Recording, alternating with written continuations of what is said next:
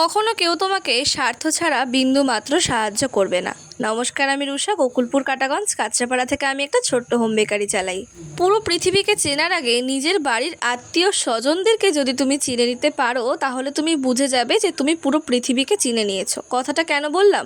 যেই বাচ্চাটার বাবার বাড়িতে সবথেকে বেশি ইনকাম, পুজোতে তার জামা পাওয়ার সংখ্যাও অনেক বেশি, এবং যার বাবা অর্থনৈতিক দিক থেকে একটু পিছিয়ে, তার পুজোতে জামা পাওয়ার সংখ্যাটাও খুবই কম। কেন জানো তো? কারণ সবাই জানে যে যার বেশি ইনকাম সে তো অবশ্যই পুজোতে কাউকে কিছু না কিছু দেবেই।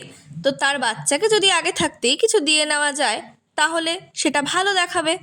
তো যাই হোক, আমি কখনোই কারোর থেকে কিছু পাওয়ার আশায় কাউকে কিছু দিই না।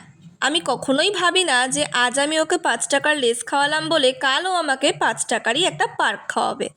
আমি যদি কারোর জন্য করতে না পারি, আমি তাকে ডিরেক্ট বলে দিই। কখনো কাউকে কোনো কিছুর আশা দেখাই না। ইভেন আমি কাউকে কোনো কিছু দিলে সেটা নিয়ে অনেকখানি ভাবিও। যারা আমার সাথে মেশে তারা এটা ভালো মতন জানে। এবার বলি, এত কথা কেন বললাম? আসলে বাস্তব জীবনে আমরাও কিন্তু ঠিক সেরকম। আমি একই মানুষের জন্য একই দিনে 5টা কেক বানিয়েছি। আবার এমনও দিন গেছে কেউ হয়তো দুঃখ করে আমায় বলছে, জানো দিদি, আমি কখনো কেক কাটিনি জন্মদিনে। এই সমস্ত জিনিসগুলো দেখেই উপলব্ধি করতে পারি, সত্যি কিন্তু সমাজটা বদলায়নি।